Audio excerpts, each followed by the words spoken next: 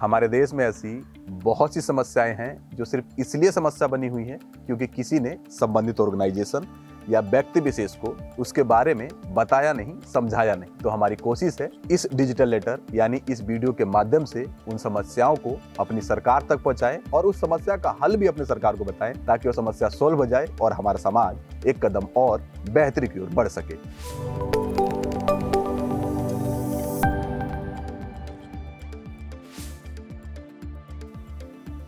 नमस्ते, मैं हूं अमित और आज की जो हमारी समस्या है वो भारतीय रेलवे की ट्रेन कैंसिलेशन से संबंधित। इस पे हम 3 चरणों में बात करेंगे। सबसे पहले बात करेंगे कि समस्या क्या है, उसके बाद हम बात करेंगे कि समस्या का असर कितने लोगों पे होता है, उसके बाद हम बात करेंगे कि समस्या का हल क्या है। तो आइए शुरू से शुरू करते हैं। भारतीय रेलवे प्रतिदिन 2.3 यानी 2 करोड़ 30 लाख लोगों को यहाँ से वहाँ पहुँचाने का काम करती है। यानी भारतीय रेलवे की कैपेसिटी इतनी है कि एक ही दिन में पूरी ऑस्ट्रेलिया की आबादी को एक जगह से उठा के दूसरे जगह तक पहुँचा दे। जब भारतीय रेलवे इतना बड़ा काम कर रहा है, इतना बड़ा ऑर्गेनाइजेशन है, तो उसकी कुछ ना कुछ समस्याएं भी होंगी। इससे पहले कि हम समस्या पे बात करें, उससे पहले हम ये जान लेते हैं कि भारतीय रेलवे में टिकट बुकिंग की प्रोसेस क्या है। आप भारतीय रेलवे की नॉर्मल टिकट बुकिंग और तत्काल टिकट बुकिंग दोनों प्रोसेस को जानते हैं तो आप वीडियो को स्किप करके दिए गए टाइम कोड से वीडियो देखना शुरू कर सकते हैं ताकि आपका समय बचे। अगर आपको भारतीय रेलवे में यात्रा करना हो तो आप यात्रा से 120 दिन यानी 4 महीने पहले आप टिकट बुक कर सकते हैं। यात्रा से लगभग 10 दिन पहले औसतन सभी सीटें फुल हो जाती है। उसके बाद भी अगर आपको यात्रा करना हो, मान लीजिए अचानक से आपको मालूम चला कि आपको 2 दिन बाद गांव जाना है, इस सिचुएशन में आप भारतीय रेलवे की तत्काल टिकट बुकिंग सेवा का आनंद उठा सकते। तत्काल टिकट बुक करने के लिए भारतीय रेलवे यात्रा से 1 दिन पहले 24 घंटे पहले अपना तत्काल विंडो ओपन करती है। सुबह के 10 बजे एसी कोचेस के लिए और 11 बजे स्लीपर कोचेस के लिए आप तत्काल टिकट बुक कर सकते हैं। ये तो रही टिकट बुकिंग की प्रोसेस। अब बात करते हैं कि मुख्य समस्या क्या है। जब आप तत्काल में टिकट बुक करेंगे तो आपको कुछ ना कुछ एक्स्ट्रा अमाउंट प्रति किलोमीटर आपको देना होगा। उदाहरण के लिए लेते हैं दिल्ली से गोरखपुर की यात्रा को। दिल्ली से गोरखपुर का जो डिस्टेंस है 800 किलोमीटर है। उसका नॉर्मल जो स्लीपर क्लास का जो टिकट है वो 445 रुपए का है, जबकि वही टिकट आप सेम तत्काल में लेते हैं तो 565 रुपए का पड़ेगा। कई बार ऐसा होता है कि भारतीय रेलवे तत्काल में किन्हीं कारणों से ट्रेनें कैंसिल कर देती है और आपका जो पैसा है थोड़े दिन बाद आपके अकाउंट में आता है। इस प्रकार से जो भारतीय रेलवे के यात्री हैं वो ठगा हुआ महसूस करते हैं। उन्हें लगता है कि जब उनको तत्काल में टिकटें चाहिए थी तो भारतीय रेलवे ने उनसे कुछ ना कुछ एक्स्ट्रा पैसे चार्ज, और जब सेम भारतीय रेलवे ने तत्काल में टिकटें कैंसिल कर दी तो बदले में कोई रियायत नहीं दी। सेम अमाउंट दिया, वो भी थोड़े दिन बाद। यात्रियों को किन दिक्कतों का सामना करना पड़ता है उसके लिए मैंने एक यात्री से बात करी, उसे आप भी सुने। होली में हमें घर जाना था रांची, मुझे और मेरे परिवार को, तो 2 महीने पहले टिकट कटवाए थे। 600 का पड़ा था, हमें पूरा मिला के 1800 का पड़ा था तीनों का। तो जैसे ही जाने वाले थे उससे 10 दिन पहले पता चलता है कि गाड़ी कैंसिल हो गई। तो गाड़ी कैंसिल हो गई तो हमने और ट्रेनों में देखा तो सीटें तो फुल हो गई थी सारी ट्रेनों में। फिर तत्काल ट्राई करवाया, वो भी नहीं हुआ।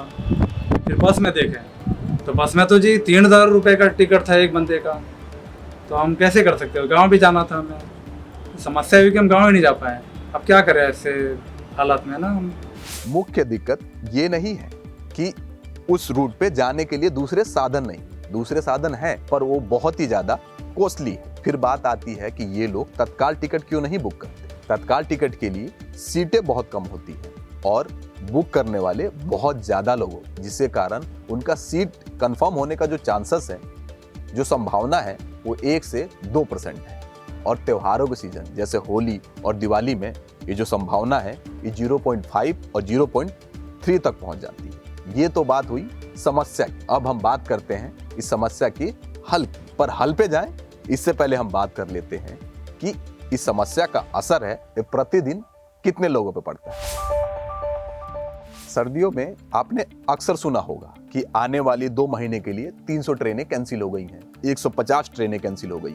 ये तो सर्दियों में रहा। गर्मियों में आम सीजनों में भी ट्रैक पे रिपेयरिंग के कारण या अन्य टेक्निकल कारणों से बहुत सारी ट्रेनें कैंसिल होती। अगर इंटरनेट पे इसका डाटा खोजा जाए कि साल में कितनी ट्रेनें कैंसिल होती हैं, तो कोई खास पूरे साल का डाटा तो नहीं निकलेगा, क्योंकि हर साल अलग अलग रहता है। पर बहुत सारे आर्टिकल पढ़ने के बाद जो मैंने एवरेज निकाला है, वो ये एवरेज है कि भारतीय रेलवे प्रति साल अपनी जितनी भी ट्रेनें हैं उसका 0.5% ट्रेनें कैंसिल कर देती है। मैंने आपको वीडियो के शुरू में ही बता दिया था कि भारतीय रेल से प्रतिदिन 2 करोड़ 30 लाख लोग यात्रा करते हैं। इसका आधा परसेंट 0.5% निकाले तो ये 1,15,000 होता है। यानी प्रतिदिन लगभग 1 लाख लोग ट्रेन कैंसिलेशन की समस्या से जूझते हैं, दिक्कतों का सामना करते हैं। अब आते हैं इस समस्या के हल पे, यानी कि इस समस्या का हल क्या है।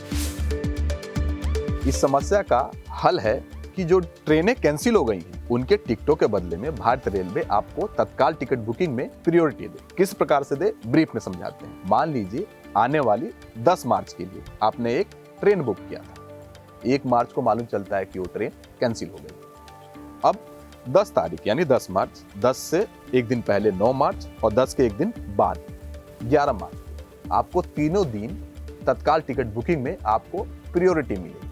और ब्रीफ में बात करते हैं कि ये कैसे पॉसिबल है। सभी के लिए जो तत्काल टिकट का ऑनलाइन और ऑफलाइन जो काउंटर है वो खुलेगा 10 बजे और आपके लिए खुलेगा 9 बजे।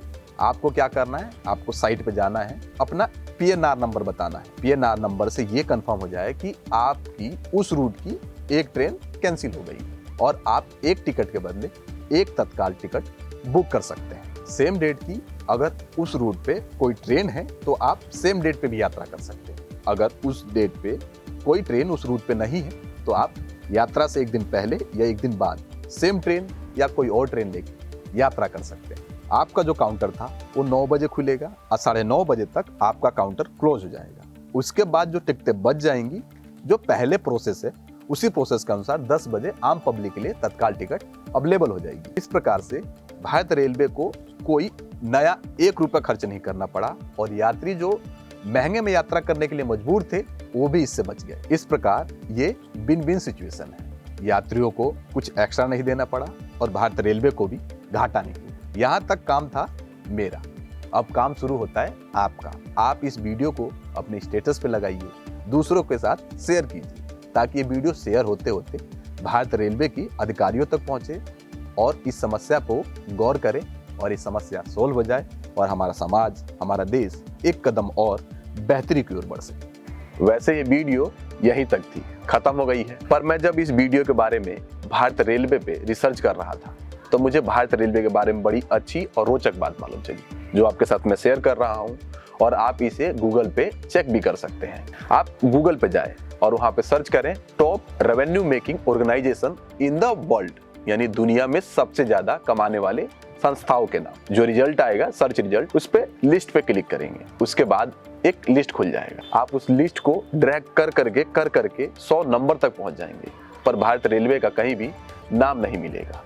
उसके बाद आप फिर गूगल पे जाएं और इस बार सर्च करें दुनिया में सबसे ज्यादा रोजगार देने वाले संस्था का नाम, और इस बार जो लिस्ट खुलेगा ना, उसे आपको ड्रैग नहीं करना पड़ेगा, 90वें नंबर पे ही भारतीय रेलवे आ जाएगा। और ये तो वो आंकड़ा है जो भारतीय रेलवे के परमानेंट एम्प्लॉई है, सरकारी एम्प्लॉई, रेलवे कैंटीन में काम करने वाले लोग, रेलवे की साफ सफाई करने वाले लोग इस आंकड़े में इंक्लूडिंग नहीं है, क्योंकि वो भारतीय रेलवे के सरकारी एम्प्लॉय नहीं होते हैं। और ना जाने कितने लोग हैं जिनकी रोजी रोटी भारतीय रेलवे पे ही निर्भर करती है। हर स्टेशन पे आपने देखा होगा कुछ ना कुछ लोग चढ़ जाते हैं, कुछ लोग पानी बेचते हैं, कुछ लोग चाय बेचते हैं, कोई पकौड़ा बेचता है। और पटरियों पे भी आपने देखा होगा कि कितने मजदूर हर समय पटरियों की मरम्मत में लगे रहते हैं। ये सभी लोग भारतीय रेलवे के परमानेंट एम्प्लॉय नहीं है, सरकारी एम्प्लॉय नहीं है। इन सभी को जोड़ दिया जाए ना तो दुनिया में सबसे ज्यादा अगर कोई रोजगार देने वाली संस्था है तो हमारी भारतीय रेलवे है। गर्व है हमें अपने भारतीय रेलवे पे, जो इतना कम कमा के भी इतने ज्यादा लोगों की रोजी रोटी का साधन बनी हुई है और इतने ज्यादा परिवारों का भरण पोषण कर रही है। अगर ये वीडियो आपने यहाँ तक देखा तो आपको बहुत बहुत थैंक यू। मिलते हैं अगली वीडियो में एक नई समस्या के साथ, एक नए हल के साथ। नमस्ते।